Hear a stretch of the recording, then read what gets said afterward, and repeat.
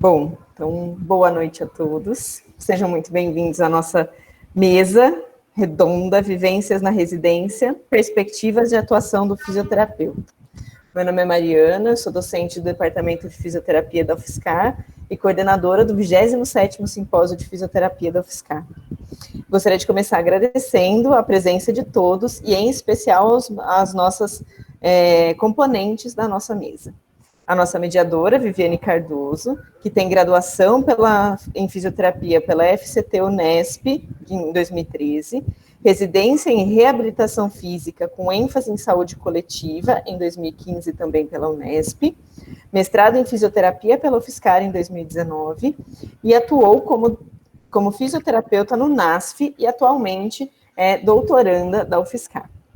As nossas debatedoras, Adriele Casotti, formada em fisioterapia pela Universidade Federal de São Carlos em 2018, atualmente residente do segundo e último ano do Programa de Gestão Integrada em Serviços de Saúde do Hospital das Clínicas da Faculdade de Medicina da Universidade de São Paulo. Durante a graduação, participou da gestão do centro acadêmico, do time Enactus UFSCar e da comissão organizadora do Simpósio de Fisioterapia da UFSCar, sendo presidente da comissão 2 dos 3 anos em que participou. Temos também Flávia Rezende, formada em fisioterapia pela UFSCar em 2016, com residência multiprofissional em transplante e captação de órgãos e tecidos pela Unifesp, de 2018 a 2020, com atuação no Hospital São Paulo e no Hospital do Rim e Hipertensão. Atualmente é fisioterapeuta plena no Hospital Albert Einstein e no Hospital CEPACO.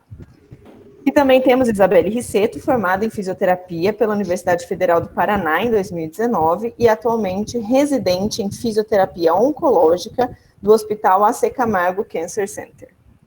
Antes de darmos início à nossa mesa, alguns avisos importantes. Os membros da comissão organizadora vão ficar atentos ao chat, então todas as dúvidas que vocês queiram tirar, por favor, fiquem à vontade para colocar no chat. A gente também recomenda que vocês tenham em mãos algo que possa ser utilizado para anotações, porque no decorrer da mesa serão ditas 2 palavras-chave que farão parte do critério de confirmação de presença. Elas passarão na tela e serão colocadas no chat. Como a mesa redonda vai ficar gravada, o formulário será enviado por e-mail e poderá ser respondido com as palavras corretas até as 23h59 da sexta-feira, dia 2 de outubro. O certificado somente será emitido mediante preenchimento das palavras-chave corretas. Verifique também se não houve nenhum erro de digitação no seu nome, para evitar erros no certificado. Esse certificado terá carga horária de 2 horas e estará disponível em uma pasta no Google Drive, onde poderá ser acessado por um link que será enviado nas próximas semanas. Lembramos ainda que a apresentação do certificado do evento concede ao participante 10% de desconto na inscrição do 27º Simpósio de Fisioterapia da UFSCar ou 15% de desconto no total, caso já tenha participado da nossa mesa anterior, Covid-19, vivência multiprofissional na linha de frente e saúde do profissional. Portanto, estejam atentos à sua caixa de entrada e, em caso de dúvidas, falem com a comissão. E, por fim, gostaríamos de lembrar que no final da mesa faremos um sorteio de um curso da Cefisa, nosso patrocinador, portanto, só poderá participar quem estiver com a gente até o final. Dessa forma, pedimos que o ganhador se manifeste pelo chat para identificarmos sua presença. E, posteriormente, será feito um sorteio com outros vouchers na nossa página no Instagram. Um membro da comissão organizadora entrará em contato com os vencedores por e-mail. Ajudem-nos divulgando o nosso evento nas redes sociais, marcando @simpfisiofiscar. Esperamos que vocês tenham um bom evento.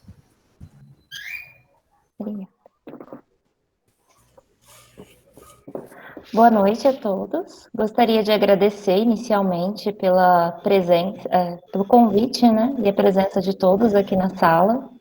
Apesar dos problemas técnicos, já estamos chegando aqui a 80 participantes, eu fico muito feliz.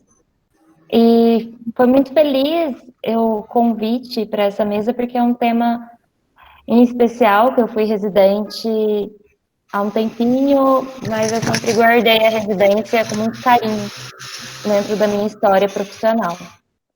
Então, eu gostaria de iniciar fazendo uma fala mesmo de contextualização. Então, o diferencial dessa formação da residência, seja ela multi ou uniprofissional, é a formação através do trabalho em saúde e principalmente formando um profissional para atuar segundo as diretrizes do SUS. Então, além de ser uma formação extremamente intensa e com muita carga horária e com muito aprendizado, ainda você tem o contato com toda a lógica de construção de um SUS melhor, né? Então, é uma formação que vai muito além da prática profissional do fisioterapeuta. E a primeira residência, ela foi pensada em 76, ela aconteceu na Escola de Saúde Pública do Rio Grande do Sul, e ela foi uma residência integrada, então, com assistentes sociais, enfermeiros, médicos, médicos veterinários. Então, desde 76 já se fala dessa residência com a formação multiprofissional. Mas apenas em 2005 ela foi instituída legalmente no Brasil, e desde então se aumentou exponencialmente a oferta por programas de residência, e o fisioterapeuta ele está inserido como uma das profissões que mais fazem parte das equipes de residência no país. Então, é muito importante isso para a nossa profissão, e é um espaço muito rico de formação. Principalmente a partir de 2010, a gente começa a ver residências em várias áreas que antes não eram tão consideradas ou tão vistas, ou até mesmo a gente não tem oportunidade durante a graduação de estar apreciando. E eu acredito que a gente vai tirar muita dúvida nessa live hoje. É importante falar que a Comissão Nacional de Residência Multiprofissional em Saúde, ela nos representa nas instituições superiores, então é de lá que sai a coordenação entre o Ministério da Saúde e da Educação, e também existe uma comissão de residência de cada instituição. E isso faz parte de como é construída toda a legislação dentro da residência. As bolsas dos residentes, ela tem um valor fixado por esses órgãos, e ela é igual, independente de uma residência médica, multiprofissional, uniprofissional, e isso dá muita valorização para o trabalho da equipe, dos profissionais. Então, eu gostaria de estar falando agora com as meninas. Agradeço também a presença, o convite, a conversa que a gente teve esses dias. E eu gostaria de pedir, então, para a gente começar aqui pela Adriele. Eu queria perguntar para você, Adriele, e aí em seguida já passo a palavra para as meninas. Você poderia comentar um pouquinho sobre a sua atuação dentro da sua área de residência e como foi essa trajetória até você chegar aí? Bom? Certo. Primeiramente, eu gostaria de agradecer o convite. Para mim é um imenso prazer participar dessa mesa redonda, por ter feito parte da comissão organizadora por 3 anos. Falar sobre a residência também acho que é algo muito importante para mim. E eu vou contar então um pouquinho como que foi essa minha trajetória até eu chegar na residência e como que ela acontece assim de maneira bem breve. No final de 2018, eu estava me formando na graduação. E eu prestei algumas provas, no caso foi o aprimoramento da Unicamp. Eu tinha prestado em fisioterapia pediátrica, mas para a parte respiratória. Prestei também a prova de residência do Einstein, sendo que a prova de residência do Einstein eu não passei. E eu acabei passando, assim, não acabei passando, eu fui até a fase de entrevista do aprimoramento, que era a última fase do aprimoramento. Porém, naquele ano de 2019, os aprimoramentos, alguns dos aprimoramentos foram suspensos, ou seja, não iria acontecer. Quando chegou em fevereiro, lá para o finalzinho de fevereiro, os últimos dias, eu estava mexendo no Facebook e eu acabei vendo uma publicação da professora de cardio, da Renata, que era um edital do HC. Só que eu achei estranho porque era uma prova que já tinha acontecido. E as residências costumam iniciar na primeira semana de março. Então, assim, faltava praticamente uma semana para começar a residência e era um edital para fazer prova. Abri o edital, eram programas que ainda não existiam, ou seja, eram programas novos, e eu decidi me inscrever. Entre a inscrição e eu passar na residência, acho que foi, entre eu passar e começar, foi o período de um mês. Então, lá para o dia 22 de março, eu já estava iniciando na residência. A minha residência, eu acho que ela difere um pouco das residências das meninas, tanto da Flávia quanto da Isa. Eu faço residência em gestão integrada de serviços de saúde, como já foi dito. E a minha residência teve uma parte assistencial, então nos primeiros meses da residência, do finalzinho de março até metade de agosto, eu fiquei na assistência, eu atendi pacientes. Eu acho que é importante ressaltar que eu entrei numa residência de gestão, o primeiro lugar que me colocaram foi na UTI do trauma, eu não entendi o que estava acontecendo. E para mim foi ótimo, porque eu não tive a experiência de passar em uma UTI na graduação, tinha passado apenas em enfermaria, e conhecer a dinâmica das unidades é perfeito. Porque assim, uma UTI vai funcionar diferente de um ambulatório, vai funcionar diferente de uma enfermaria, e se você quer ser um gestor da área da saúde, você precisa entender como os serviços funcionam. Então, acho que essa dinâmica que eles fizeram no início da residência, da gente passar, atender o paciente, observar como a unidade funciona, a gente também tinha que entregar um relatório com alguns questionamentos que eles faziam para a gente, de como a unidade funcionava mais no olhar da gestão. Então, assim, foi incrível. Hoje, estando na gestão, eu entendo o porquê de passar na assistência. Agora, indo um pouquinho para o lado da gestão. A gestão em si, eu acho que ela lembra muito uma parte administrativa. A gente, na residência, hoje em dia, trabalha com projetos. Então, nós conhecemos determinadas áreas e nessas áreas a gente tem uma semana conhecendo e depois eles demandam um projeto para a gente. Normalmente é um projeto que a área está com necessidade, ainda não conseguiu realizar, e é um projeto que traga conhecimento para a gente. Nesses projetos a gente tem a oportunidade de trabalhar em equipe, então assim, é incrível. Eu já fiz equipe com nutricionista, com fonoaudióloga, com enfermeira, então o ganho é riquíssimo. E eu acho que é isso para a gente começar. Não sei se as meninas querem acrescentar alguma coisa. Quer falar agora, Eu Flávia? acho que a sua residência é realmente bem diferenciada, né? Uma coisa muito à Sim, parte, ainda mais para a profissão de fisioterapeuta, né? sim. Acho que é muito mais inesperada do que a minha, né? Que é uma coisa muito focada na questão hospitalar.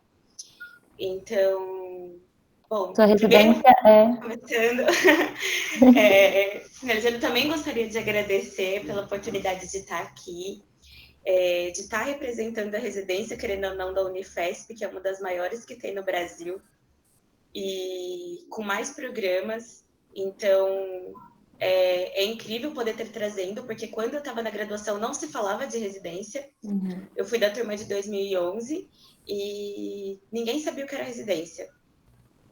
Isso que a residência já existia ali há 6 anos, né? Então, quando eu saí da faculdade, eu precisava fazer alguma coisa que me desse dinheiro e, ao mesmo tempo, me desse conhecimento, né? Me desse experiência. E aí, porque assim, já sabia que eu queria trabalhar com um hospital, porque eu já era da parte da Respira, do laboratório, era aluna da Valéria. E, querendo ou não, na graduação a gente não tem quase nada assim de hospitalar, né? Pelo menos na minha época não tinha, não tenho conhecimento de como está agora. Então a gente começou, fiquei pensando, o que eu vou fazer? E aí veio a proposta da residência. Tá, beleza, então eu quero fazer residência, porque eu vou ganhar minha bolsa, eu vou conseguir me bancar sem ajuda de ninguém, que eu acho que isso é o desespero de muitos da graduação, né? Vou sair sem emprego, vou continuar dependendo dos meus pais, o que eu vou fazer? E aí eu prestei residência na USP, em cuidados paliativos, que era uma paixão, assim, na época. Não deixou de ser, mas agora ficou um pouquinho ali na esquiva. E não passei. Na primeira vez que eu prestei só essa da USP, eram 2 vagas para físio, e eu passei em 4º lugar.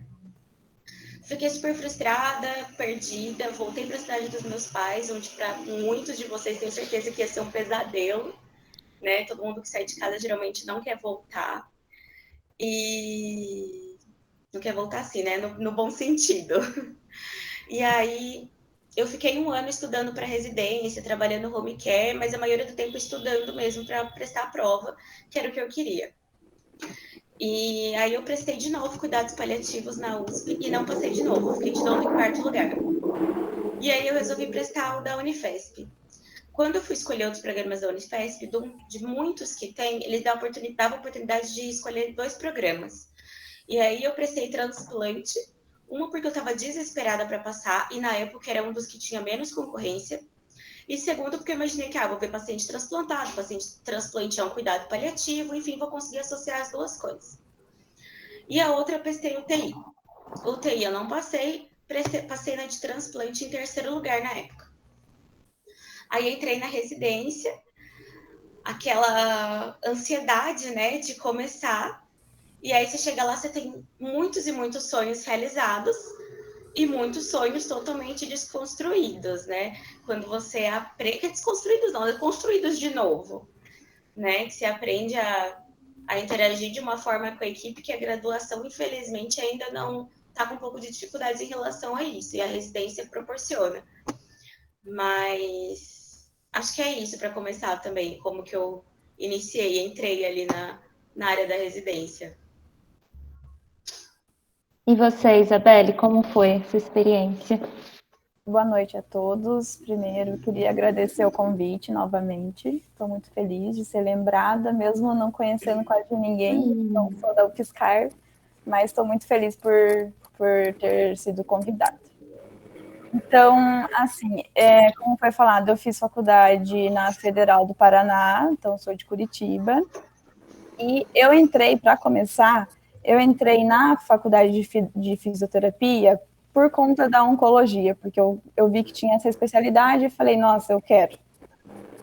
Mas durante a faculdade, durante os estágios, também me apaixonei por terapia intensiva. Então, no último ano, fiquei em dúvida o que eu ia fazer, né? Aquela dúvida sempre, vou me formar, e agora, né? E aí, já no 2º ano da faculdade, na verdade, antes, entrou uma professora na Federal, que ela, na verdade, ela fez o FSCar, a faculdade, e fez residência no AC Camargo. Foi por aí que eu conheci o AC Camargo. E eu me apaixonei, assim, né, por tudo que ela me falava, de tudo que eu fui pesquisando. Já gostava de oncologia, mesmo não tendo na faculdade, porque ainda, infelizmente, é uma área que não se fala muito, né, relativamente nova, entrou como especialidade mesmo em 2009, então é nova. E aí eu falei, não, eu quero esse hospital. E no último ano aí prestei a prova, mas como eu também gostava muito de terapia intensiva, eu prestei a prova do HC, né, lá de Curitiba. E passei nos 2 e fiquei, e agora, o que eu vou fazer, né? Vou para terapia intensiva ou vou arriscar em São Paulo, não conhecia ninguém em São Paulo, e vou para fisioterapia oncológica. Aí, no fim, fui para o que meu coração falava mais, que era a fisioterapia oncológica mesmo, que é o que sempre gostei, e vim para arriscar em São Paulo. Então, eu estou nos primeiros meses, né, 7 meses de residência, já mudou muito minha perspectiva, é incrível como nos primeiros meses já muda tudo, assim, parece que eu sou outra pessoa do que eu era na faculdade, mas é maravilhoso, assim, a experiência. E acho que é isso para começar também, posso falar mais depois. Tá ótimo. Meninas, a gente tem um pouco de dúvida sobre como é distribuída a carga horária. Então, a gente sabe que a residência são 60 horas semanais, mas cada programa, ele distribui essas 60 horas de maneiras diferentes. Então, em geral, a gente tem que ter uma carga horária prática, teórico-prática e teórica. E aí eu queria saber um pouquinho de vocês como que está sendo distribuída essa carga horária e se vocês acham que essa carga horária é exaustiva, que parece, né? E se dá para viver além da residência, sabe? Dá para ter uma vida além do trabalho de residência. Como é essa gestão do tempo de vocês. Então, Adriele, você pode começar falando? Claro. Eu acho que nesse ponto também a minha residência vai ser um pouquinho diferente da das meninas. São 60 horas semanais, todas as residências são assim, mas eu não tenho plantão, então eu acho que isso já ajuda muito. Então, meus finais de semana são livres. Durante a semana, as residências costumam ser das 7 da manhã às 7 da noite.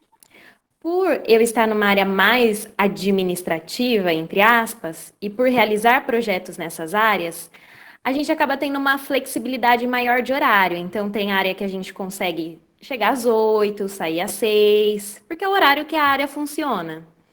Mas também a gente acaba levando trabalho para casa. Nem sempre o que a gente precisa terminar, a gente termina nesse período.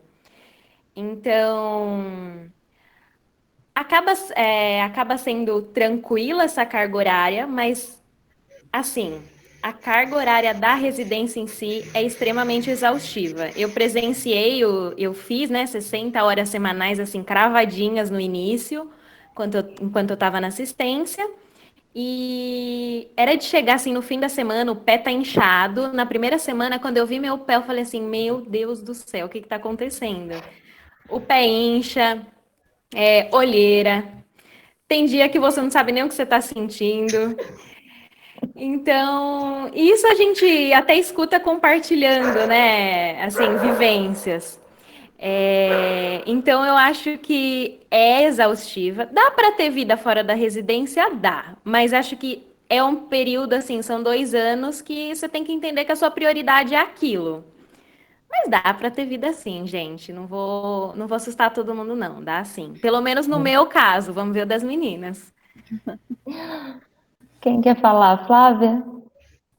Posso falar.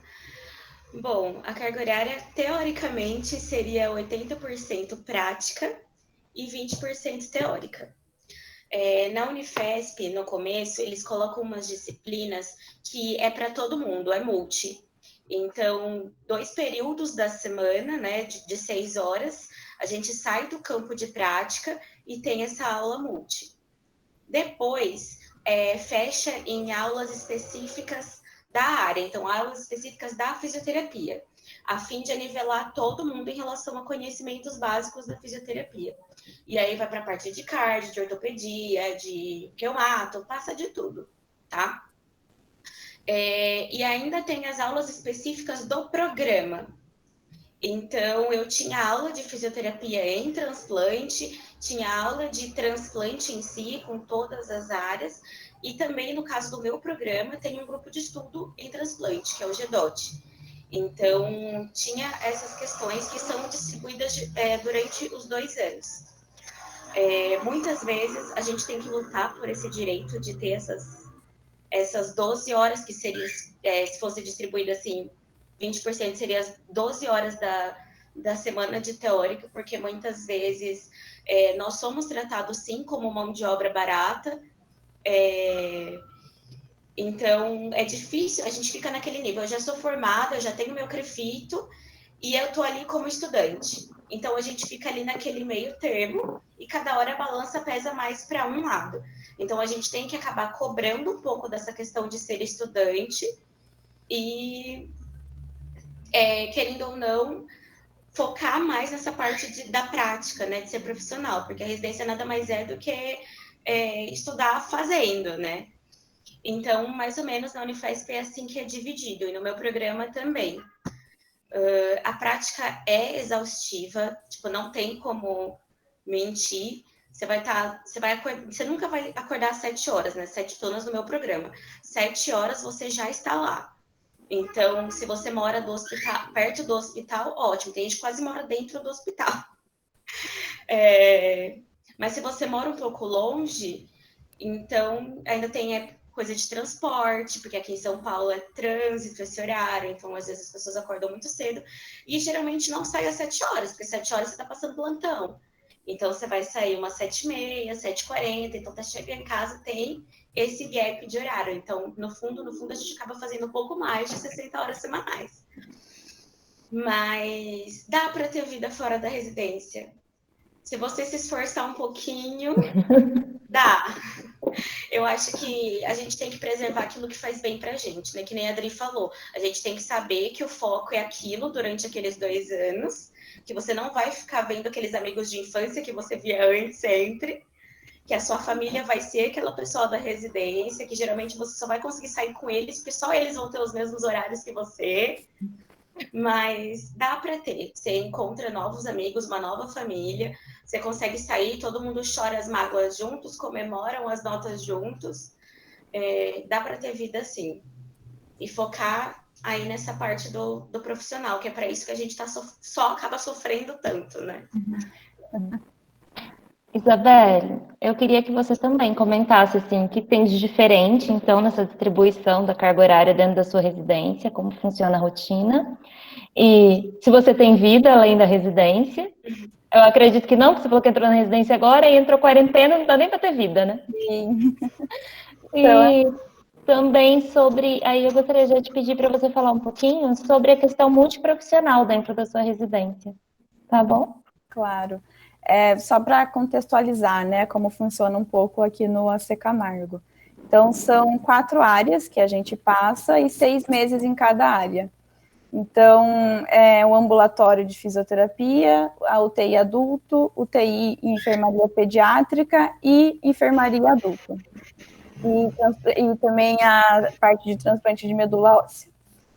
Então, assim, cada setor organiza o seu horário de uma forma diferente. Eu comecei no ambulatório, então o ambulatório não abre final de semana.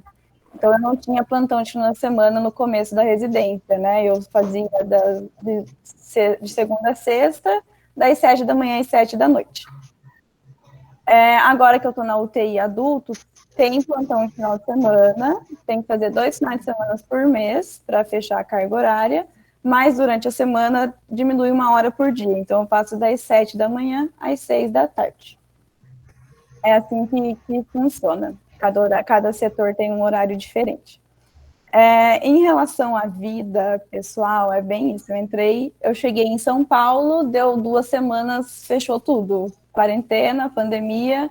Então, assim, a minha vida social foi voltar para casa e fazer videochamada com a minha família. Essa é a vida social.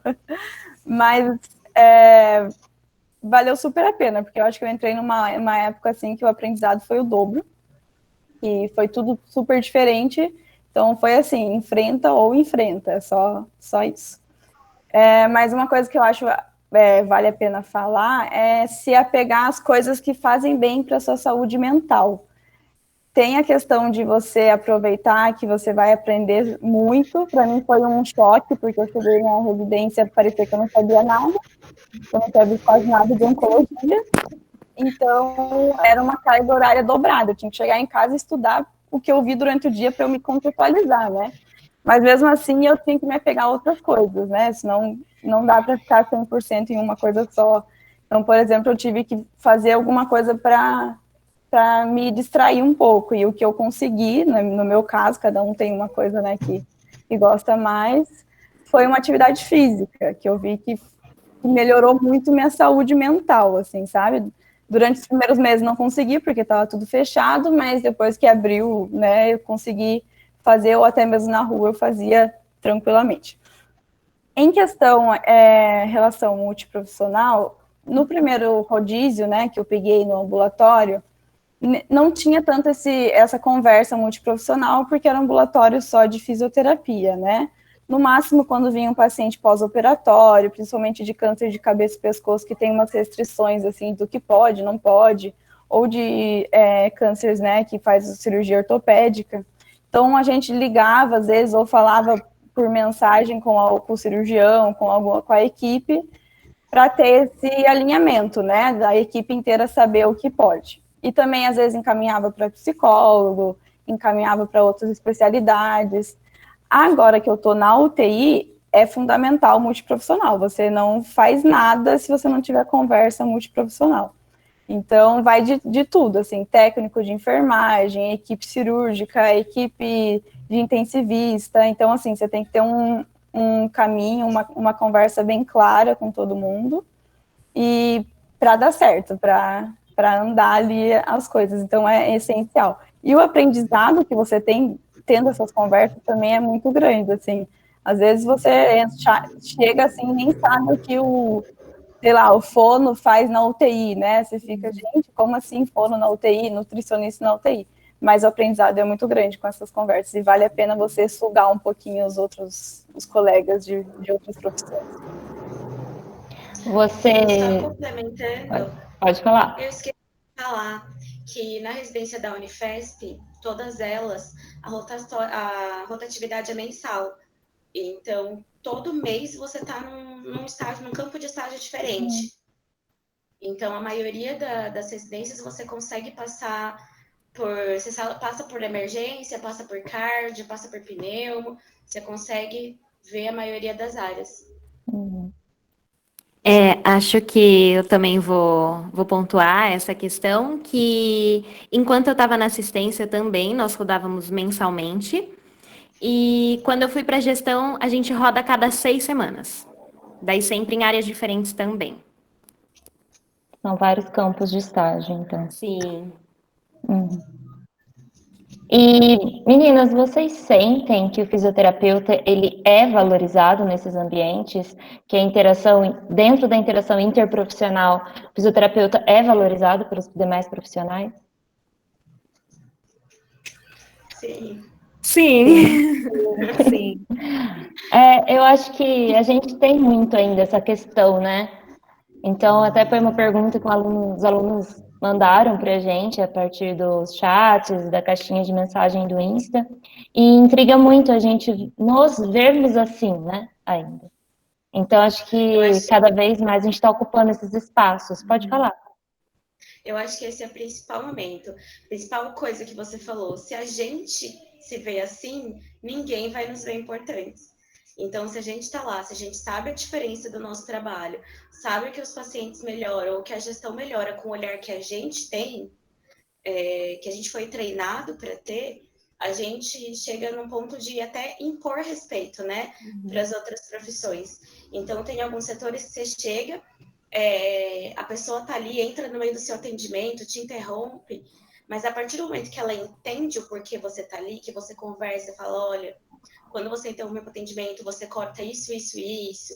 Ou mesmo tem paciente que percebe a importância e ele fala, tipo, não, depois da fisioterapia, depois do momento da fisioterapia. Então, se a gente não impõe o respeito e não acha que a gente é importante, não tem como a gente passar isso para as outras profissões. Sim. Eu acho que na assistência eu consigo observar de tudo.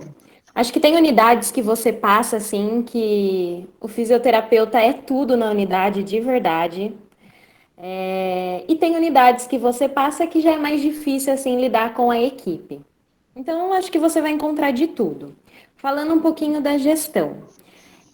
A gestão é uma área muito nova para a equipe multiprofissional. Então, assim, normalmente, quando você vai ver gestores de hospitais, você vai ver médico ou gestores formados em administração, direito, economia, engenharia, enfim. Então, acho que a gente está conseguindo ganhar esse espaço. Vai ser também uma luta, porque assim, na hora que você for ver altas lideranças de um hospital, enfim, você vai ter que competir com o médico, como é em todos os lugares. Mas isso não quer dizer que a gente é menos qualificado. Então, eu acho que é isso que a Flavinha falou mesmo. A gente tem capacidade, a gente tem que impor respeito e a gente sabe que a gente pode estar onde as outras pessoas estão. E acho que trabalhar em equipe, assim, um respeitando o outro, entendendo que um precisa do outro, é incrível, assim, todo mundo sai ganhando. Ai, que bacana, que bom que vocês estão tendo essas experiências, né, positivas, e a gente vê aí o crescimento da nossa profissão. E, meninas, só para fechar assim, eu gostaria que vocês resumissem qual que é a principal diferença dos atendimentos quando vocês estavam na graduação e agora na residência, passando pela residência. O que vocês acham que é a principal diferença nessa parte prática de atendimento mesmo? Bom, eu acho que é a responsabilidade. Para mim, eu acho que o que mais mudou, assim, Na graduação, eu era uma estagiária que sempre tinha alguém ali comigo, me dizendo o que fazer ou me orientando. Não que na residência não tenha, tem, mas você tem o seu crefito, você é responsável pelo que você está fazendo, então a tua responsabilidade é bem maior, né, do que você vai fazer ou não fazer no paciente. E também eu acho que a questão de sentimento, de confiança, assim, sabe? É muito difícil você ter a confiança que você, né, na graduação. Depois, na residência, você vai ganhando a confiança e você realmente se sente fisioterapeuta, assim, sabe? Ah, quem é o físio do setor? Aí você fica, sou eu. Aí, tipo, você tem que responder por isso, sabe? Então, acho que essa responsabilidade e confiança foi o que mais mudou, assim, pra mim. Vocês concordam, meninas? Eu acho que é isso mesmo. Sim. Eu também, eu falo que eu sou uma pessoa antes e uma pessoa depois da residência. Eu também tinha muito, assim, esse trauma de, mas eu não tô pronta, terminei a graduação, eu sou muito nova, como fazer? E a residência parece que ela vem, cai uma bomba e, de repente, você tem que ser essa profissional, mas é muito bom você ter esse respaldo por trás, né? De você saber que você está dentro de um programa, que você vai ter ali um supervisor, que vai ter um tutor ali te ajudando. Então, acho transformador. Sim, eu acho que o intuito da residência, acho que é realmente esse, né? Você tá ali o tempo inteiro, então assim, você vai saber como resolver. Se você não souber, vai ter quem te socorrer. Então, eu acho que com a residência, você ganha muita coisa mesmo. Meninas, eu gostaria agora só de dar uma paradinha na nossa conversa para agradecer, então, a gente teve um patrocinador para essa live, que foi a Cefisa. Lembrando que vai ter sorteio, gente, do curso aqui no final, então fiquem aí espertos. E eu gostaria também de estar falando a primeira palavra-chave, que depois. Então, anotem que depois a gente vai jogar. Essa palavra-chave vai ser utilizada para preencher o formulário para que sejam emitidos os certificados. Então, a primeira palavra-chave é persistência, tá bom? Então, vou repetir aqui, anota aí, gente, persistência. Obrigada. Então, quero continuar. Eu vou perguntar primeiro para a Adriele, porque a gente conversou um pouquinho antes, e eu acho que ela vai trazer uma informação bem interessante. E aí, depois também eu gostaria que as meninas complementassem do que foi diferente para elas. Esse momento de pandemia, como foi chegar nessa experiência da pandemia no meio de uma formação, onde a gente ainda está, né, nessa insegurança toda, e também aí, já a Flávia, que já está formada, falar um pouquinho de como foi, né? Acabou de terminar a residência de pandemia. E aí? Eu acho que a pandemia começou junto com o meu segundo ano de residência, né? Então, no final do ano passado, começo desse ano, toda a minha equipe, meus colegas de residência, a coordenadora do programa, a gente sentou e estruturou como ia ser esse ano. Esse ano, a cada 6 semanas, nós iríamos rodar nas altas lideranças do Hospital das Clínicas. Só que, no meio disso, explodiu uma pandemia. E tudo virou de ponta cabeça, porque o Hospital das Clínicas acabou se tornando referência. Então, um dos institutos foi voltado somente para atendimento Covid. Então, eles transformaram o instituto do dia para a noite só para atender pacientes Covid. Então, a gente não teria mais esses campos de estágio. Mas a gente teria muito trabalho, porque tinha muita gente precisando. Vou focar na experiência, assim, que foi incrível. Para o finalzinho do mês de março, a minha coordenadora de residência chegou e falou assim, meninas, porque nós somos todas mulheres no meu programa, eu preciso de 3 de vocês na Secretaria de Estado da Saúde. Para quem não conhece, a secretaria é em frente ao HC, então assim, era só atravessar a rua. Eu preciso de 3 de vocês na SES, na secretaria, porque estão desenvolvendo um projeto que é o Censo Covid-19 e eles estão precisando de ajuda. E quem estava desenvolvendo esse projeto? Eram os residentes médicos do PROASA, que também forma médicos para a parte de gestão, então eles já estavam lá junto com a equipe da secretaria e eles precisavam de um reforço. E era para construir o censo Covid. No início, acho que ninguém tinha ideia da proporção que o censo Covid ia tomar. Era para ser uma plataforma, no início começou com um formulário, acho que Google Forms, que os hospitais de São Paulo precisariam informar informações relevantes. Então, assim, quantos pacientes internados você tem, quantos leitos você tem ocupado, quantos leitos você tem disponível, quantos óbitos ocorreram na sua unidade, isso o hospital tinha que informar diariamente. No início também, a ideia era conseguir 50 hospitais. Tipo, aqueles hospitais que estavam recebendo mais pacientes. No início foram os hospitais privados, né? E depois os hospitais públicos. Então, assim, era para alcançar a Einstein, Sírio, os grandes hospitais de São Paulo. Até que um formulário se transformou numa plataforma, e essa plataforma conseguiu mais de 800 estabelecimentos de saúde. Então, assim, diariamente, tanto hospitais públicos quanto privados informavam essa plataforma. E essa plataforma acabou virando parte do Plano São Paulo. Então, assim, tomou proporções que acho que ninguém imaginava.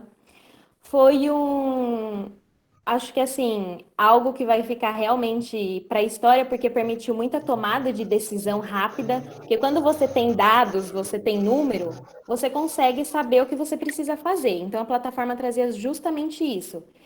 Quando você olhava o painel diário, você tinha ideia se assim ia faltar leito, se não ia faltar leito, da onde que eu tiro o paciente para onde eu mando. Então, assim, ajudou em muita coisa. E por parar no Plano São Paulo, a gente foi receber o certificado das mãos do secretário de saúde, o German. Agora ele não está mais, né? Mas assim, foi numa cerimônia, no palácio, então foi inesquecível. E antes disso mesmo, minhas colegas de residência, a gente teve a oportunidade de participar de reuniões com secretários de saúde dos municípios, com prefeitos dos municípios, porque eles queriam discutir os números deles. Eles não entendiam que quem oferecia os números para a plataforma eram os estabelecimentos de saúde. Então, assim, a gente tinha nada a ver com os números. Se eles estavam na fase vermelha do Plano São Paulo, não era a gente que decidia isso, eram de acordo com os números que os hospitais informavam diariamente. Então era assim, era conversa de gente grande, era numa mesa, com um monte de gente importante. E acho que assim, foi um ganho incrível, tanto para o Estado quanto para a gente. Então, quando eu penso uma pandemia no meio de uma residência, impediu que a gente realizasse o que a gente tinha planejado, mas acho que trouxe assim um conhecimento que eu não vou ter mais em lugar nenhum. Foi sensacional. E acho que outra palavra também, acho que é networking, né? Você acaba conhecendo muita gente mesmo. Então, é hora de você trocar experiências, é hora de você conhecer outras histórias, é hora de você também fazer seu nome, enfim. Eu acho que assim, foi incrível. A pandemia é péssima, com certeza, mas em questão de aprendizado, acho que foi assim, um aprendizado enorme. Ai, bacana. E aí, meninas, vocês têm alguma sensação a respeito da pandemia? Como Como foi a o Adri mercado de disse, trabalho? como a Adri disse, né? A pandemia foi péssima, concordo, e que continua sendo péssimo. Porém, quem estava ali saindo da residência buscando uma colocação no mercado de trabalho, que nem eu, as portas estavam escancaradas, né? Não estavam nem abertas. E então, para mim, foi muito fácil conseguir emprego quando eu saí da residência. E acredito que mesmo em épocas de não pandemia, não é difícil, porque foi o que eu conversei que a gente chegou a conversar ontem, né? Quem fez 5.760 horas em 2 anos sabe trabalhar. Então, tem já uma experiência. Então, muitos lugares eles não cobram uma experiência diferente da residência. Então, a residência já chega como uma experiência de trabalho. Quando eu saí da residência, eu queria descansar. Porque são 2 anos exaustivos. Eu falei assim, não, eu vou passar pelo menos um mês deitada no sofá. E aí foi completamente ao contrário. Eu comecei trabalhando em 3 hospitais. Então eu virava 24, virava 36 e E ainda eu ficava mais cansada ainda. Comecei trabalhando no Hospital Santa Catarina, aquele lindo, maravilhoso da Paulista, muito carinho por aquele hospital. Depois eu entrei pelo Hospital Albert Einstein, eu entrei no Hospital de Campanha do Pacaembu, que eram eles que estavam administrando lá. Trabalhei na sala de emergência do Pacaembu, que foi uma experiência incrível e ao mesmo tempo dolorosa até fisicamente e emocionalmente, porque é tudo isolado, né? Então você entrava lá, você entrava numa bolha. A gente tinha que se paramentar, eu trabalhava à noite lá, então é um frio, mas um frio assim, que eu não sei explicar. A minha máscara N95 tinha gotículas de cristais de gelo, assim, em volta, à noite. E aí era a nossa roupa normal, era o privativo de manga comprida, calça comprida, um avental impermeável e mais um avental de contato que a gente trocava a cada paciente. Então, e touca, e óculos, face shield, máscara N95, luva.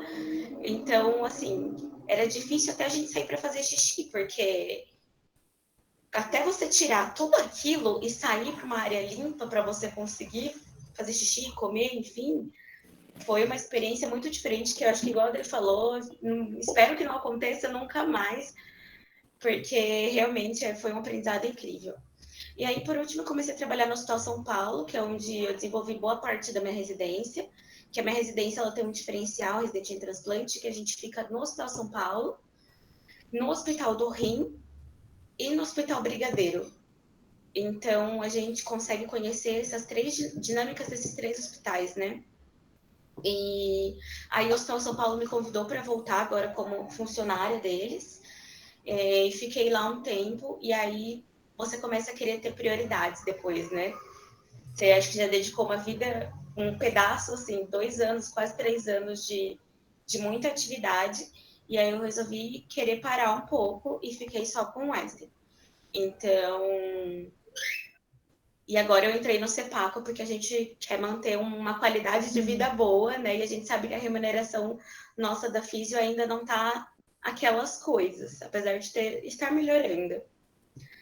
Mas é isso, acho que essa foi a experiência da pandemia, né? Muito, muito, muito mercado de trabalho aberto e muita experiência. Então, prona de paciente, era muito difícil você ver um paciente pronado na UTI. Eu cheguei a entrar na minha UTI e ver praticamente todos os pacientes pronados. O que é uma coisa muito difícil, é uma coisa que a fisioterapia, na maioria das vezes, que coordena. A ventilação é a gente que faz, a parte da gasometria, o que precisa melhorar, o que não precisa da relação, é a gente que faz. Então, acho que essa pandemia deu um up na nossa profissão. Eles viram que a gente realmente é importante dentro de alguns setores. Então, dentro da minha experiência, a pandemia foi maravilhosa, vamos dizer assim, né? Entendendo que foi péssima. Deixa eu tirar uma curiosidade. Quando a gente fala da residência em transplante, como você sintetiza a atuação do fisioterapeuta? Porque eu acho que isso fica um pouco na cabeça das pessoas, tipo, nossa, mas fisioterapeuta transplante, onde que entra a fisioterapia aí?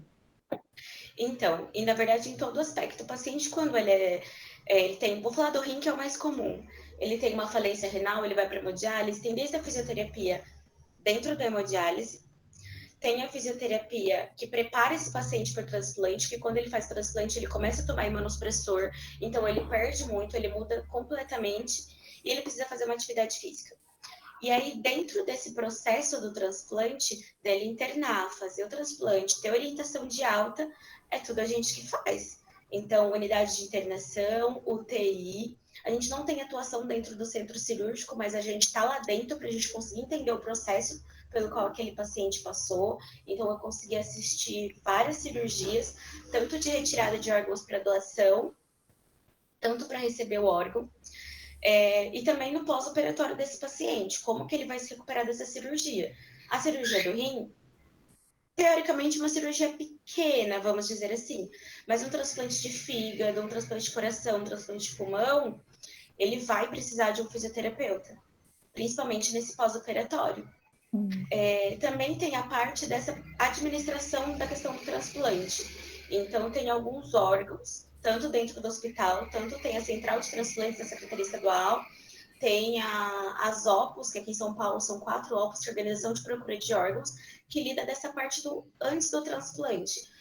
Faz a entrevista com as famílias dos doadores, a gente faz o protocolo, auxilia, na verdade, no protocolo de morte encefálica. Então, na maioria das vezes, quem faz o teste de apneia desse protocolo de morte encefálica somos nós. Então, a gente está ali em todo o processo, né? Então, a gente vira um profissional que ele é da enfermaria, ele é da UTI, ele é da parte administrativa, a gente acaba aprendendo um pouquinho de tudo. Muito legal, deu uma noção, assim. Uma clareada, né? Uma clareada. E, Isabelle, eu queria também que você fizesse esse norte aí pra gente. Então, quais são os principais diferenciais dentro da sua área da onco? E, principalmente, o que te surpreendeu quando você chegou na residência e você falou assim, nossa, então, tô aqui, é isso. Então, durante a graduação, eu não tive uma matéria, né, uma disciplina oncologia. Mas eu vi, assim, câncer de mama, saúde da mulher, câncer ginecológico. Então, o que a gente tem no básico, basicamente, é isso, né? A gente pensa em câncer de mama, câncer de próstata e isso. Quando eu cheguei, que eu entrei no ambulatório de fisioterapia, eu vi que era muito mais, né? Então, chegava paciente com câncer de língua, de cavidade oral, com várias repercussões que a gente precisa tratar. Então, basicamente, o que pegava no ambulatório era pós-operatórios, de quase tudo. E também a gente faz né, um preparo pré-operatório, né, que isso é muito importante e que está sendo muito falado e a gente está tentando incrementar cada vez mais. Para fazer uma preparação para o paciente, né, por exemplo, ele teve o diagnóstico e vai fazer, pode ser uma cirurgia de mama ou uma cirurgia de cavidade oral, cabeça e pescoço, ou até mesmo uma cirurgia ortopédica, né? Então, a gente vai fazer um preparo pré-operatório. Os pacientes precisam ter uma consciência do que pode e não pode depois da cirurgia. Às vezes precisam fortalecer, por exemplo, o membro contralateral para dar suporte ao membro que vai passar pela cirurgia. Então, assim, a fisioterapia oncológica atua em todas as fases do paciente, tanto em prevenir complicações, né, do tratamento oncológico. A quimioterapia traz muitos efeitos adversos no corpo do paciente, a radioterapia, a cirurgia em si, que é o tripé, né, do tratamento oncológico. Então, assim, muita gente tem dúvida, eu também tinha essa dúvida, entrei e falei, nossa, não esperava que era tudo isso, mesmo eu querendo oncologia, nem sabia que atuaria em tudo isso, mas basicamente é isso. Tem várias outras coisas que eu poderia ficar horas falando, mas basicamente é isso, tanto do da preparação do paciente, prevenção de sequelas ao tratamento, né, a recuperação das sequelas do tratamento oncológico. Para quem aqui está na live assistindo e tem dúvida de que área da residência, para onde ir, eu queria que você falasse um pouquinho como foi, então, né, tipo, e qual é a dica que você dá para essas pessoas? Como você decidir? Para qual área ir? Olha, ouve teu coração. Basicamente isso. E também suporte, eu tenho que falar esse ponto também, que não é assim, né? Não é todo mundo que pode ouvir o coração e vai ser bancado, né? Não é assim que funciona a vida. Então, no hospital que eu tô, tem um auxílio a mais além da bolsa. Então, foi um dos que me fez decidir também, porque assim, vir para São Paulo, me bancar em São Paulo, eu não ia ter condições, né? Só com a bolsa da residência. Então, a parte financeira também conta muito, né? Você tem que ir para a área que você gosta, que você vai conseguir, né, viver, se sustentar, porque é realidade da vida, né? E também que você consiga passar, né? Tem que ter um esforço para você conseguir passar. Mas basicamente é assim, como a gente fica muitas horas fazendo aquilo, estudando aquilo, você tem que gostar, senão vai ser difícil aguentar. E, Isabelle, aqui tem uma dúvida, eu já vou aproveitar e tirar. Perguntaram como que é, então, a divisão da carga horária no seu programa e se você consegue após sair da residência, por exemplo, com o seu currículo, atuar em uma UTI, por exemplo? Para onde que você... Quais são as outras áreas de atuação fora hospitais oncológicos, por exemplo? Existe essa possibilidade, olhando o seu currículo? Existe a possibilidade, sim. Tem muito, no hospital que eu tô, tem muito assim, quando termina a residência, muitas vezes você é contratada pelo próprio hospital. E aí você pode ir para a área de UTI, você pode ir, né, para várias áreas. Mas, pensando em sair do hospital e ir para outras áreas, você também tem a possibilidade de atuar em UTI, porque como no teu currículo você passou, não quer dizer que é porque é uma UTI oncológica que você não sabe lidar com uma UTI geral, né? Que você acaba vendo muitas complicações de um paciente geral. Então, tem a possibilidade de você atuar numa UTI, sim, e em outras áreas que não seja a oncologia, né? Entrando um pouquinho nesse contexto, a experiência que eu tive quando eu saí da residência foi que ninguém vai olhar quando você vai pedir emprego, acho que só no caso da Adri, que é uma coisa muito específica, mas quando você faz e tem atuação dentro do hospital, ninguém vai olhar qual residência você fez. Tipo, em qual área. Eles vão querer saber que você fez residência. Que você fez residência no hospital. Então, a partir daí, ele sabe que você tem experiência, na maioria das vezes, tanto de UTI, tanto de enfermaria.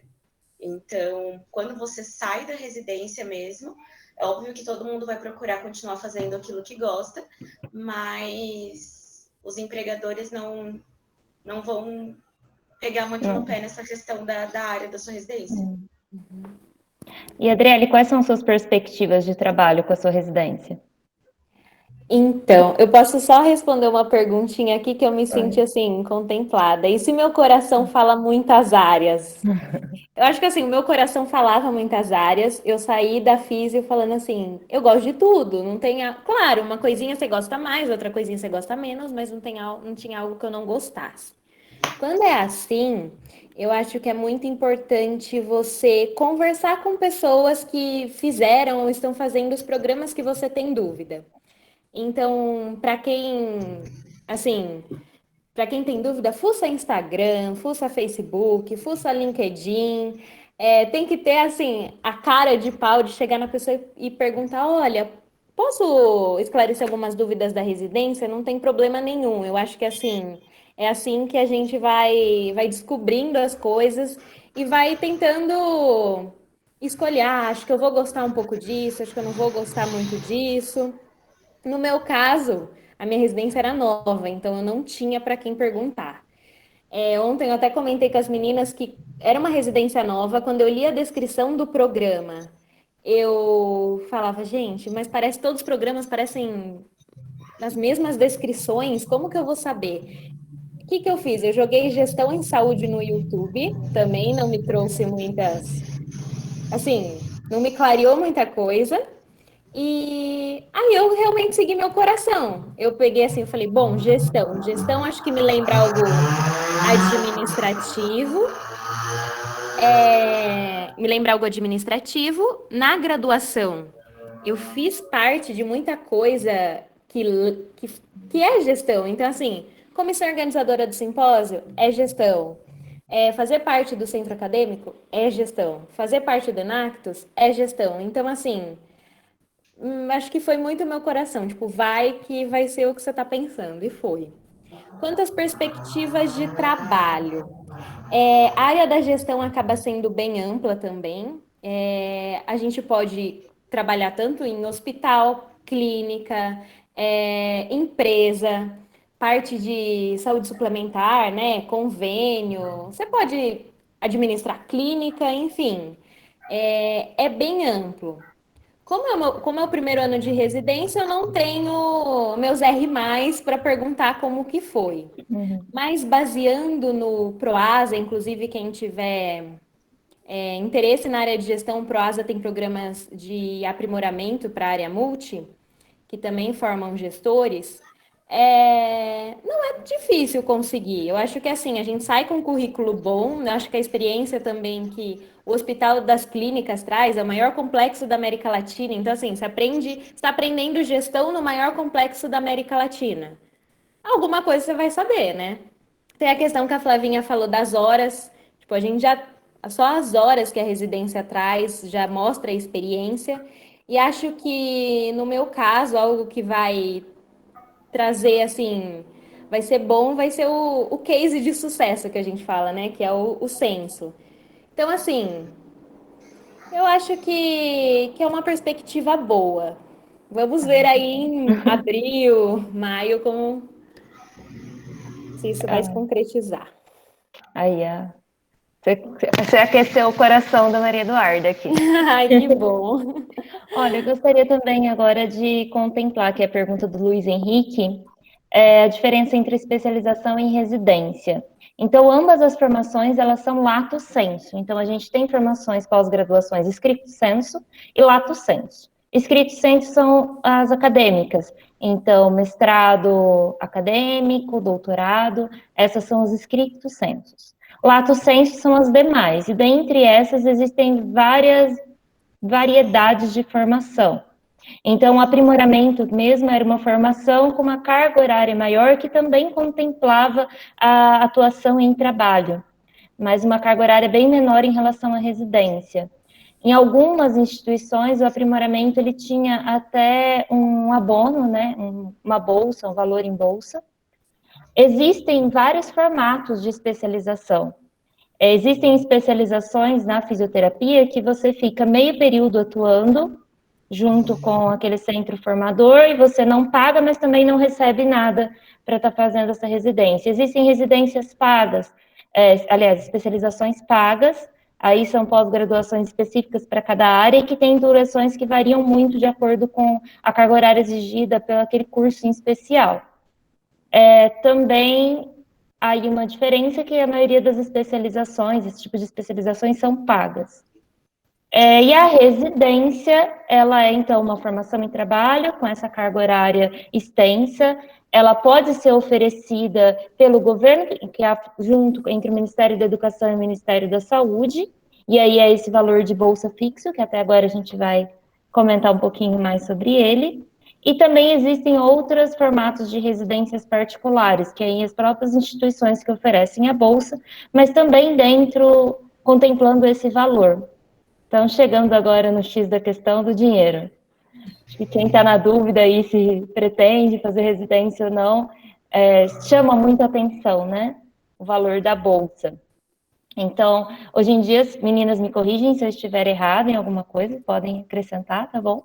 Mas o valor da bolsa é de em torno de 3.300, né? E hoje a gente tem um desconto nesse valor da bolsa, que é para o INSS, relativo a 11% desse valor. Eu gostaria só de trazer aqui um resgate histórico. Quando eu fiz residência em 2013, o valor da bolsa era menor, não chegava a 2.000, e eu tinha descontos tanto de imposto de renda e quanto de também do INSS, mas apenas 9%. Então, depois esse imposto de renda parou de ser deduzido, o residente hoje em dia é isento, e o valor do desconto do pagamento previdenciário, que eu pagava antes 9%, não me dá direito a contar como tempo de trabalho, no que se eu for pensar numa aposentadoria futura. Esses 9% era para cobrir alguma intercorrência de saúde que eu tivesse durante a residência. Então, nos últimos anos, a gente teve esse ganho, o residente ele pode contar como tempo de trabalho, né? Então, entra aí no seu registro de carteira. Aliás, sua contribuição, tá? E aí, meninas, falando um pouco mais, o que vocês acham desse valor da residência? E também algumas perguntas assim, dá para viver? Vocês acham que é um salário ok? E também se existem alguns problemas, porque a gente sabe que a gente tem passado aí por momentos de instabilidade no país, né, uma crise econômica, e está tendo atraso, o pagamento da bolsa bem certinho. Como está sendo a experiência de vocês? Pode começar aí a Adriele ou a Isabelle, que está no meio do olho do furacão. Respondendo a Bia também, se no meu programa todos os residentes têm bolsa, né? Sim, todos têm bolsa. A bolsa é igual para todo mundo, então independente do programa, independente se você é fisioterapeuta, médico, programa de residência é a mesma bolsa. Dá para viver com a bolsa de residência. Então, assim, eu moro em São Paulo, as meninas também. Eu consigo me virar sozinha com a bolsa. Se você prestar residência em cidades menores, cidades do interior, melhor ainda, porque o custo de vida vai ser menor e você vai ter mais dinheiro. Em questão de problemas para receber, o único probleminha que eu tive foi no início da residência, porque a minha residência começou depois, né? Começou umas 3 semanas depois do que todas as outras. Então, foi no primeiro mês que teve esse atraso, mas isso, tipo, a gente já entrou sabendo que poderia acontecer, porque envolve questão de papelada, documento, mas acho que foi a única questão. Nos demais meses, certinho, no primeiro dia do mês, no primeiro dia útil do mês, a bolsa vai estar na sua conta. Acho que algo legal de comentar é que agora, durante a pandemia, está tendo o Brasil Conta Comigo. Então, os residentes estão recebendo um valorzinho a mais de 600 e pouco por estar contribuindo na pandemia. Então, são 6 meses. Isa, me corrija se eu estiver errada, mas são 6 meses. Estão falando de prorrogar, não sei se vão prorrogar até dezembro, mas acho que foi um ganho enorme, assim, porque acho que faz anos que os residentes pedem o aumento da bolsa, isso não acontece. Com a pandemia, óbvio que isso não ia acontecer, mas não esqueceram da gente. Então, tem agora, além do salário, está tendo esse auxílio do Brasil Contar Comigo também. É isso. É isso mesmo, a gente está tendo esse auxílio que é para ser prorrogado, mas não se sabe ainda. Mas é basicamente isso que a Adriele falou mesmo. Dá para viver, foi a questão que eu falei, né? Você tem que pensar na sua condição financeira, se você consegue se manter em outra cidade, porque é um desafio você sair da casa dos seus pais e se manter sozinha numa outra cidade com a bolsa da residência, mas se organizar certinho, vai. Eu queria falar um pouquinho com vocês, fora essas questões assim da bolsa, por que fazer residência e quais são os pontos negativos e positivos de se fazer residência? Quem quer começar a falar? Acho que tem vários motivos que você querer fazer residência, né? Acho que um deles é você não se sentir preparada ainda para o mercado de trabalho. Então, às vezes, você tem toda a formação da graduação, mas você vai chegar lá, você vai olhar e falar assim, o que eu faço agora? Né? Quando não tem ninguém ao seu redor, quando é você e o seu crefito. Então, eu acho que a residência dá um treinamento especial e bem direcionado para quem quer realmente entrar nessa parte de mercado de trabalho. Quem quer ter essa experiência prática, né? E o lado positivo da residência, eu acho que o principal para mim foi a questão dos networks que eu fiz. Então, se você tem uma boa relação interpessoal com todo mundo, com todos os setores que você passa, você conhece muita gente. Então, você consegue fazer conexões. Então, tipo, eu trabalho no Einstein, eu conheço gente que me indicou para trabalhar lá, gente que indica para trabalhar em qualquer lugar, porque te conheceu, sabe que você fez residência, sabe que você teve aquele treinamento pesado, que você suportou tudo aquilo. Então, acho que esse é o ponto positivo. A parte negativa para mim foi ficar muito tempo longe da família, porque chegava de final de semana, a gente estava morto, esgotado quando não estava de plantão. Então, eu acho que eu fui muito ausente nessa questão de família e de cuidados pessoais. Então, eu engordei muito, tipo, eu engordei, sei lá, uns 15 quilos na residência, porque eu não fazia atividade física, não...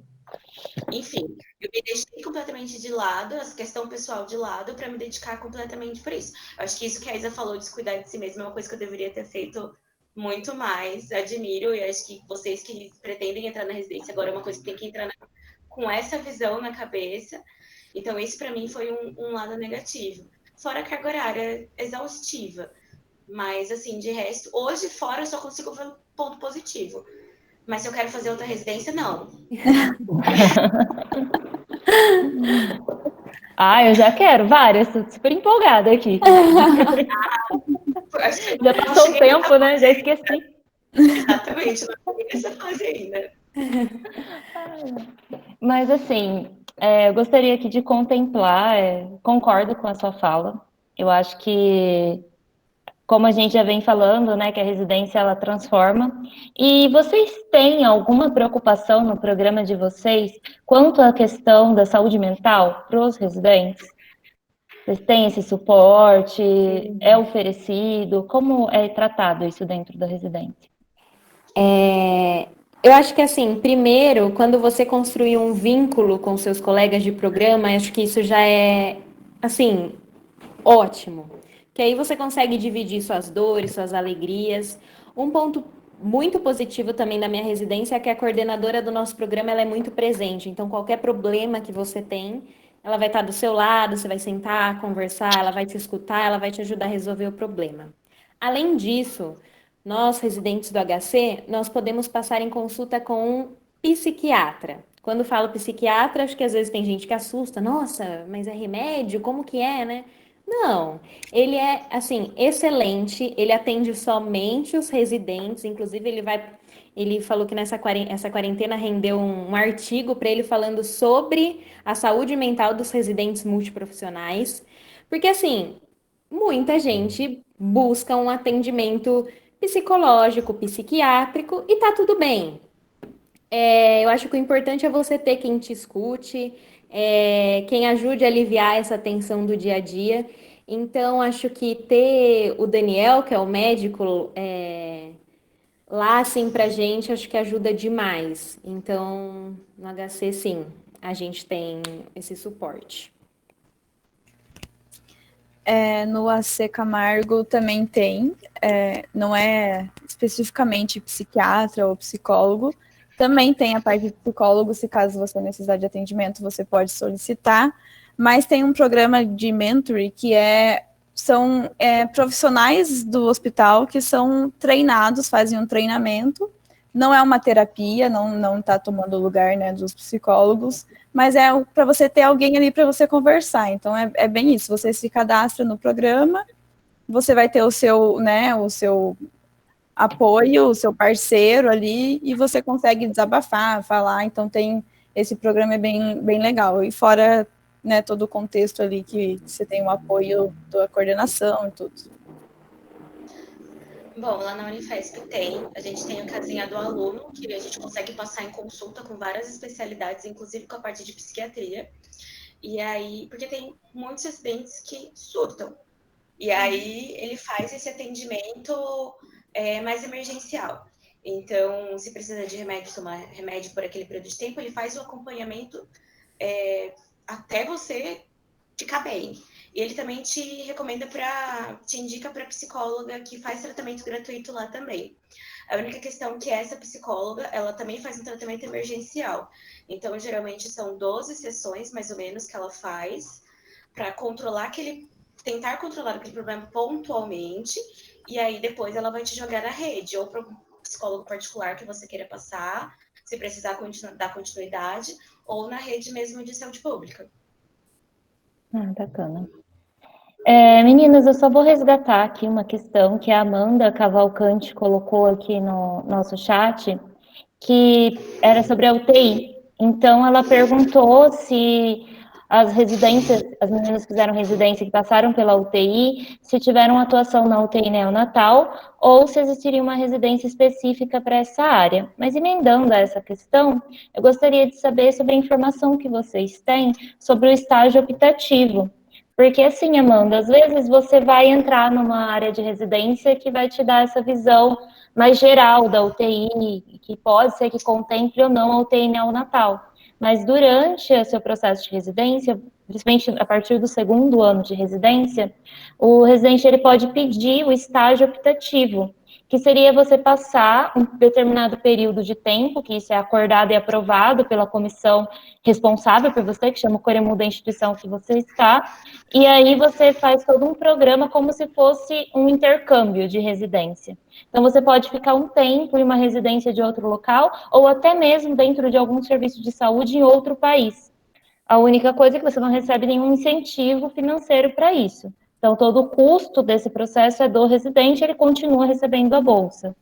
E aí, meninas, vocês acham uma boa dica? Vocês chegaram a pensar em estágio optativo? Como é que foi isso na residência de vocês? Primeiro, a minha residência é totalmente adulto. Eu não tive contato nenhum com criança. Mas aí o estágio optativo era aberto, né? Ia para que área quisesse. Eu fiz estágio optativo em Salvador. Passei um mês em Salvador, na Central de Transplante Estadual de lá. Fiz a parte administrativa, vi por trás como é que funcionava essa questão do transplante e foi muito legal. Super indico conhecer coisas diferentes e principalmente em regiões completamente diferentes da de São Paulo, que parece que é um outro mundo, assim, principalmente na área da saúde.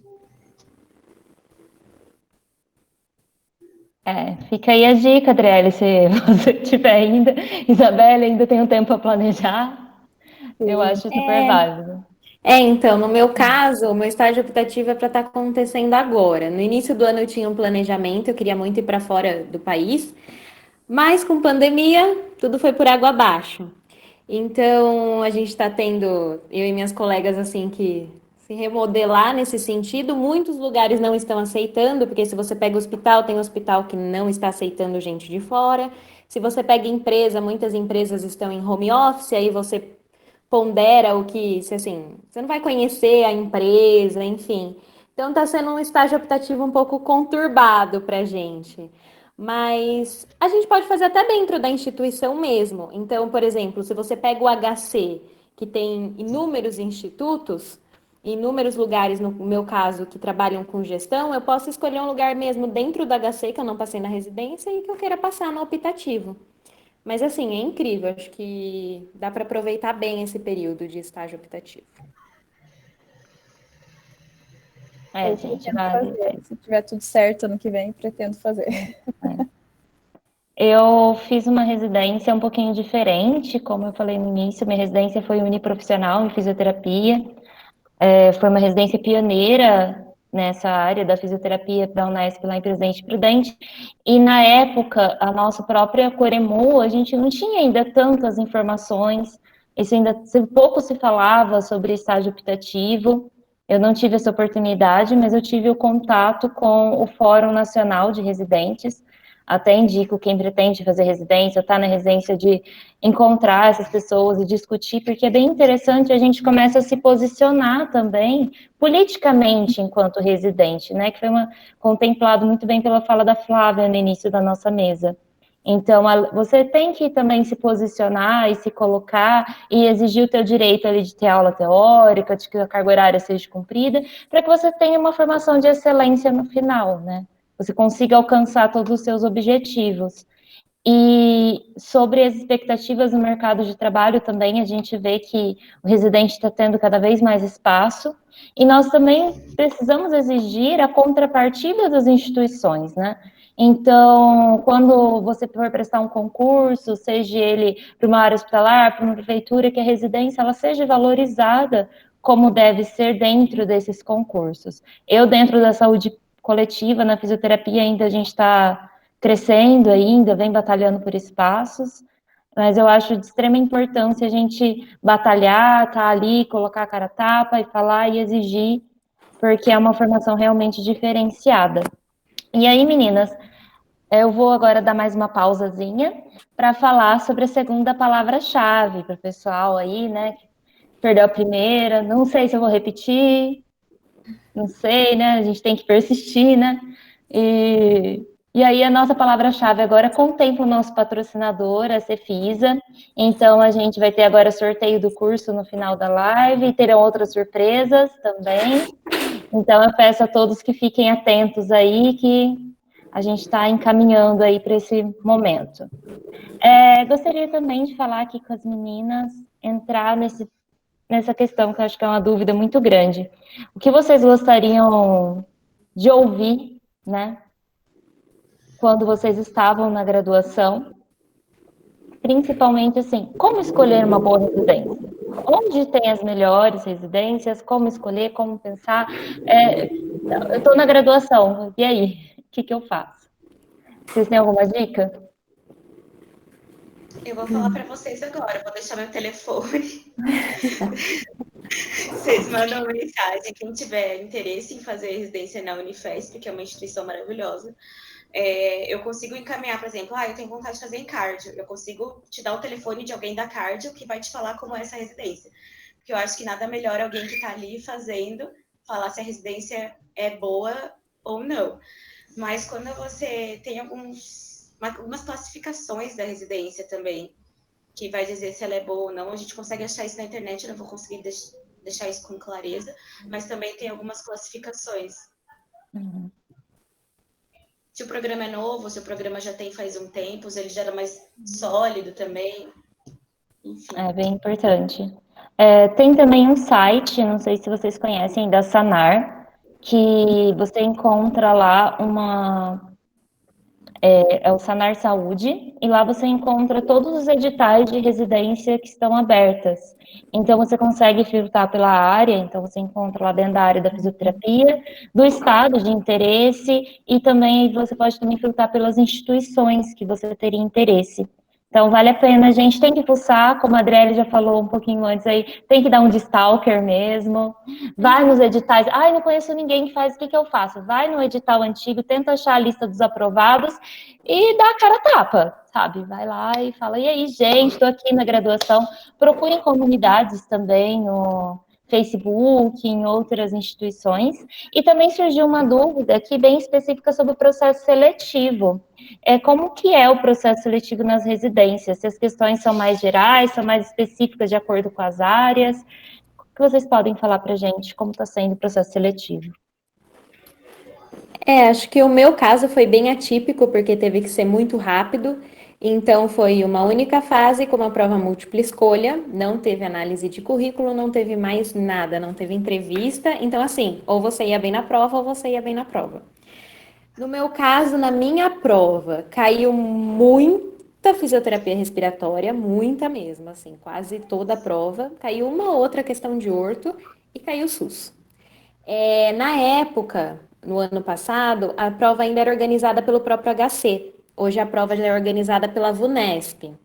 Inclusive foi a prova esse final de semana. Acho que a prova está um pouco mais complicada. Então, assim, no mesmo dia já é a prova de múltipla escolha com a prova dissertativa junto. Eu acho que deve ter análise de currículo, ainda não sei. Mas acho que eu fugi um pouquinho da reta, assim, para falar para vocês da prova por conta de ter sido atípica. Acho que as meninas podem falar um pouquinho melhor. Bom, o meu processo de seleção, na verdade, primeiro assim, quem tem interesse na área de oncologia, tem que ter em mente que oncologia não é só oncologia, é fisioterapia geral. Porque o paciente pode ter câncer em várias áreas, então ele se torna um paciente respiratório, ele se torna um paciente ortopédico. Então, isso refletiu na prova de seleção também. Eu achava que ia ser mais específico, tinha isso em mente, mas, claro, estudei, né, coisas gerais também, e a prova foi bem geral. Então, caiu desde ortopedia até respiratória, bastante coisa. E também teve questões de legislação, inglês, português, então é interessante dar uma estudada em questões gerais, não só da fisioterapia, mas de conteúdo geral mesmo. E as outras fases, foram 3 fases, né, no AC Camargo. A primeira era a prova, a segunda era análise de currículo. Então, pensando na graduação, uma dica que eu daria, que eu acho que eu deveria ter feito mais também, é durante a graduação ter aproveitado tudo da faculdade. Tudo.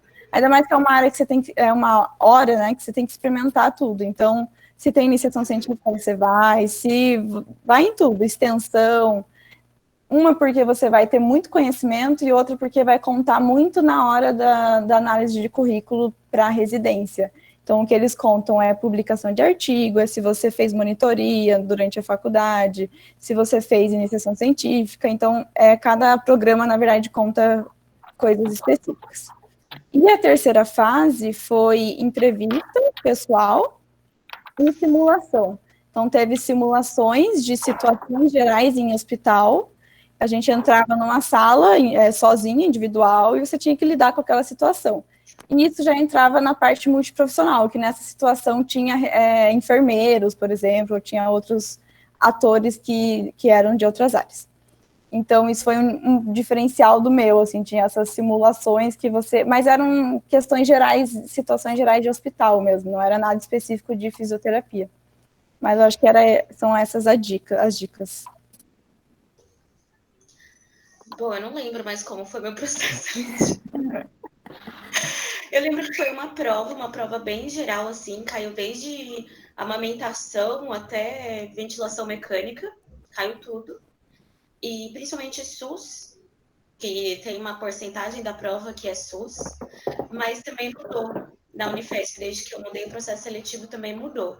Então, acho que é legal vocês abrirem o edital dos anos anteriores e ver o que eles pediram para estudar no edital, porque aí dá para ter uma noção mais ou menos do que vai ser. Eu estudei muito pelo YouTube, então tem alguns canais que ajudam muito, principalmente parte de saúde pública, que contam todo o histórico e etc. E das gerais também, para você relembrar aquele basicão. E aí tem alguém perguntando aqui se é importante a parte de anatomia, fisiologia e histologia. É importante porque elas são a base das outras matérias. Então, se você não souber anatomia, se não souber fisiologia, principalmente, você não vai saber como é que funciona o coração, você não vai conseguir responder uma pergunta de cardio. Então, sim, é importante. Mas dá uma olhadinha no edital, tem como fazer prova dos anos passados para você ver, para você treinar. Então, acho que essa é uma boa dica. É isso aí. Eu sou suspeita para falar de SUS e de residência, porque, né, o coraçãozinho bate aqui. Mas eu acho de extrema importância a gente se entender enquanto profissional de saúde. Então, acho que o primeiro passo é você entender o que você está fazendo na graduação. Então, independente se você vai para uma área acadêmica, com que você vai trabalhar, o que a Isabelle falou, eu acho fundamental também a importância, é o que eu sempre pensei. E quando eu saí da graduação, eu também me arrependi muito de não ter aproveitado ainda mais aquele espaço de formação. Sim, não se julguem, não se cobrem, as experiências, elas surgem e também as oportunidades, elas surgem. Então, eu brinco que todo mundo que está entrando no finalzinho da graduação entra na síndrome do desespero do quarto ano, né, do último ano, assim. Que aí você fala, meu Deus, e agora está acabando, e aí? E eu acho que é uma das primeiras vezes na vida que você tem o e aí pesar tanto, para quem não teve uma experiência de trabalho anterior à graduação, como no meu caso. Terminei o colégio e entrei direto na graduação. E aí, né? Então, quando a gente está terminando, o que eu posso dizer é acolha o seu medo. Vem o pessoal, ai, medo, difícil. Mas é normal, é um processo que todo mundo passa. Busque as oportunidades. Eu gostei muito, meninas, das falas de vocês, contemplaram muito do que eu sinto também e das experiências que eu tive.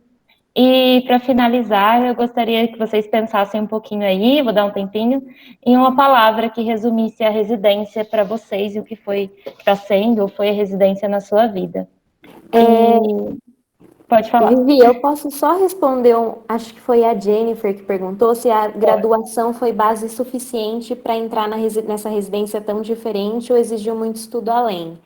Eu acho que na questão da prova, a graduação foi totalmente suficiente, mas dentro da residência, eu falo que a gente tem que ser muito autodidata também nessa parte de gestão, porque a gente acaba vendo muita coisa que a gente nunca viu na vida. Então, assim, parte de dados, parte de programas, coisas muitas vezes que engenharia de produção trabalha. Eu vejo muito isso na gestão.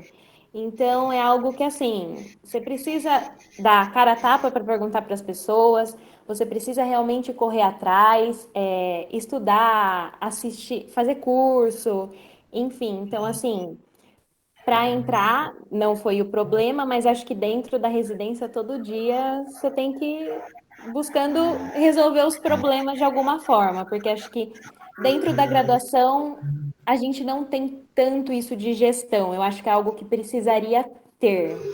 Mas outra coisa que me ajudou, acho que foi ter participado das atividades extracurriculares, né? Enactus me ajudou demais. Participar da comissão do simpósio me ajudou também demais, não sei nem assim mensurar. E participar do CA também, com certeza. Então, acho que é isso. Ai, obrigada.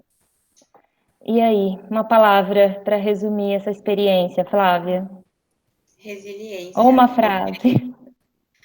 Eu acho que é isso, eu acho que é resiliência mesmo. Parece meio clichê, mas a gente se molda de uma outra forma e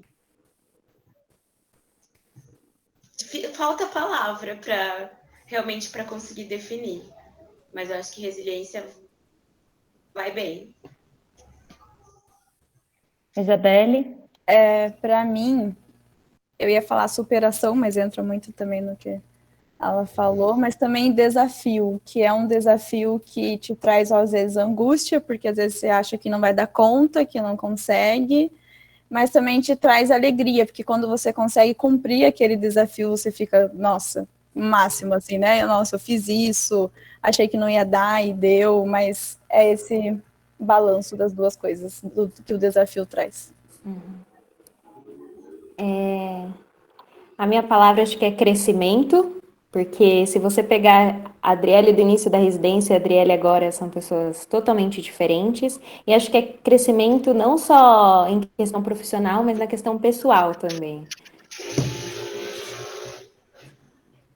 Ai, meninas, eu fiquei muito feliz com essa nossa conversa hoje. Realmente me dá aquele alegria no coração, sabe, de ver o caminho que a gente vai trilhando e também de poder compartilhar todas essas experiências. Boas dicas foram valiosas. A fala de vocês contemplou muito. Tem gente aqui que não quer que acabe. Pode mandar pergunta, a gente fica até amanhã. As meninas nem precisam dormir, nem tem trabalho amanhã, né? Nem tem residência. Não tem plantão amanhã, não. Não, nem tem plantão. E eu gostaria de agradecer imensamente, foi uma troca tremenda. Gostaria de agradecer o convite da comissão. A lista de presença vai ser enviada. Eu vou passar agora a palavra às meninas que vão fazer o sorteio agora no final. E é isso. Se vocês quiserem falar um pouquinho também, fiquem à vontade, tá bom? Gente, muito obrigada pela oportunidade de estar aqui. Ver alguns rostinhos que eu ainda lembro e muitos novos. Espero poder ajudar vocês em relação à residência e depois em relação à relocação do mercado de trabalho, enfim, tirar dúvidas em relação a isso. Eu deixei meu telefone aqui no chat, então quem tiver dúvida em relação à residência da Unifesp, pode me mandar mensagem que eu encaminho para alguém que vai conseguir sanar de acordo com o programa. Para quem falou aí que queria onco, na Unifesp também tem onco, e é um programa excelente. É isso, muito obrigada à comissão do simpósio, e espero realmente ter contribuído aí para o conhecimento de vocês. Eu queria agradecer também, foi muito legal, foi muito engrandecedor essa experiência, e também me coloco à disposição, vou colocar meu número também para qualquer dúvida, pode perguntar, tanto coisas de Curitiba, da Federal do Paraná, e aqui que eu vou ajudar, que meu coração também está em Curitiba. Eu também gostaria de agradecer muito. Para mim, acho que é um sonho estar participando de algo feito pelo simpósio, por ter participado tanto tempo. Eu falava que quando eu me formasse, meu sonho era ser chamada para participar. E foi um sonho realizado cedo, fico muito feliz com isso. E eu também já deixei meu número. Quem quiser pode entrar em contato pelo celular, Instagram, o que vocês acharem mais fácil. Quem tiver dúvida de outras áreas também, a gente busca contatos, igual a Flávia falou. E é isso, gente. Acho que é não desistir dos sonhos de vocês. Às vezes a gente não entende porque alguma coisa dá certo, mas depois a gente vai entender os caminhos que a vida toma, e é isso. Façam residência, quem puder. É bem desafiador, mas é muito bom. Eu estou super de acordo com a sua última fala, Adriele. Eu falo para todos os meus alunos, façam residência. A gente já vai passar por sorteio, mas antes eu só queria agradecer. Né? Meninas, foi maravilhoso poder ouvi-las, poder, né, vocês terem essa experiência de trocar o que vocês viveram para alunos que ainda estão aí na graduação. Alguns que estão na pós que também falaram, meu Deus do céu, se eu tivesse ouvido isso quando eu estava na graduação, teria sido diferente. Então, assim, eu fico muito feliz Feliz porque a gente tem a Isabelle, que tá, né, que a gente tem uma conexão forte aí com a UFPR, né? A Ana Raquel trabalha lá, ela foi minha colega de pós-graduação, então eu fico muito feliz. Isabelle, muito obrigada, viu? E eu também fico muito feliz de ver ex-alunos. Então, a Adriele, a Flávia eu não conheci, porque quando eu entrei como substituta, a Flávia já tinha se formado, mas eu tive contato com a Adriele, e realmente, quando a gente faz parte da organização, a gente ser chamado para falar, é muito legal, né? Eu fico muito feliz que vocês puderam contribuir, muito mesmo, tá? Gente, eu juro que depois eu faço um agradecimento mais emotivo, mas agora a gente vai fazer o sorteio, certo? Wander, posso te acionar? Pode acionar, Mari, por favor. Eu peço licença aí à mesa, peço licença a todos os ouvintes para esse espacinho aqui para o nosso sorteio. Eu vou começar também agradecendo a mesa e parabenizando, não tem como começar de outra forma. Então, Vivi, a Isabelle, a Flávia e a Adriele, os meus parabéns e o meu muito obrigado. Foi excelente, estou muito feliz de ter participado aqui dessa mesa. Pessoal, o nosso sorteio aqui vai ser em nome da Cefisa, do Instituto Cefisa, que oferece uma gama de cursos assim, muito interessantes para a gente. Eu vou sortear um voucher que eles deram para a gente, e esse voucher está valendo um curso totalmente na faixa. Quem quiser conferir esses cursos, entra no site institutocefisa.com.br, tá? Não vou enrolar muito, eu já vou compartilhar aqui a minha tela para vocês acompanharem esse sorteio comigo, tá? A pessoa que ganhar, bom, primeiro ela vai ter que estar presente ainda aqui na nossa live, mas a pessoa que ganhar, ela só entra em contato com a comissão depois para a gente coletar alguns dados e mandar para a Cefisa para poder ganhar esse curso, tá? Bom, vamos lá então, a gente tem um total de 97 inscritos, vamos colocar aqui para ter uma animação, né, para ficar mais emocionante, e vamos sortear. Número 40, então. Pessoal que fica aí no meio da chamada já pode ficar mais ansioso aí, que é um de vocês, tá? Número 40 é a Giovana Lisa. Giovana Lisa, tá presente aí na live? Tá acompanhando a gente? Dá um alô no chat. Tá aqui com a gente. Giovana, ganhou o sorteio, parabéns.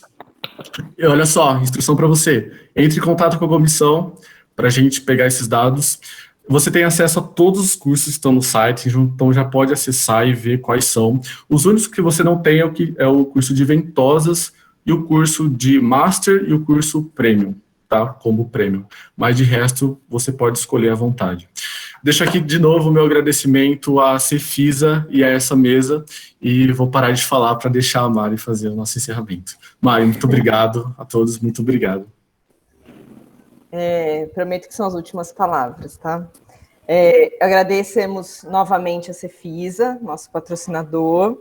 Quem não ganhou, ainda tem chance, nós teremos outros 4 vouchers para sorteio, tá? A gente vai fazer esses sorteios na nossa página do Instagram, então fiquem ligados, não fiquem tristes, porque a gente ainda tem 4 chances aí de ganhar, tá bom? A gente fez algumas modificações, gente, por conta dessa mudança aí de plataforma, a gente vai mandar o link da gravação no chat de vocês, então esse e-mail vai demorar, no chat, o link de presença foi mandado pelo chat, tá? Vai ser mandado pelo e-mail também, junto com a gravação de hoje, então pode ser que demore um pouco, porque até a gravação chegar nos e-mails demora um pouquinho, tá? E a lista de presença, ela vai ficar aberta até domingo, às 23h59, combinado? Então não se esqueçam, marquem a gente. E agora sim, a professora Mariana vai falar que está muito orgulhosa, muito mesmo. Eu fico muito feliz de ver que os alunos estão buscando esses caminhos tão bonitos da residência, né? A Vivi, super suspeita para falar, a gente já teve, assim, algumas conversas de corredor sobre isso, e é muito bom ver a divisão de experiência de vocês. Eu parabenizo vocês por isso, agradeço do fundo do coração que vocês tenham aceito esse convite, né? Não, espero que não seja o último, né? Espero que a gente se veja aí quando a gente puder se ver presencialmente. Vocês estarão super convidadas a partilhar, né, o que vai ter acontecido pós-Covid. Então, eu fico muito feliz mesmo, agradeço muito as três, né, e especialmente a Vivi, que está na comissão, e a gente falou assim, não tem ninguém melhor para falar de residência do que a Vivi. Então, agradeço muito, Vivi, você foi excelente. Obrigada. Eu estou muito, muito feliz. Parabenizo também toda a comissão, que em 5 minutos resolveu um problema que a gente não achou que ia ter solução. Então, parabéns a todo mundo aqui participando. A gente estava igual louco no WhatsApp. Pelo amor de Deus, que a gente faz isso, faz aquilo, e de repente o problema foi resolvido. Então, eu agradeço e parabenizo também o trabalho da comissão. E, por último, eu desejo a vocês uma boa noite, um bom final de semana, e fiquem com a minha gratidão por vocês terem partilhado isso. Foi muito, muito, muito enriquecedor. Obrigada mesmo. Escutem, alunos que ainda estão por aqui, escutem, façam residência. Eu sempre falo isso, é uma experiência única de vida e transforma as pessoas para que, sei lá, você quer fazer um mestrado, cara, você vem diferente.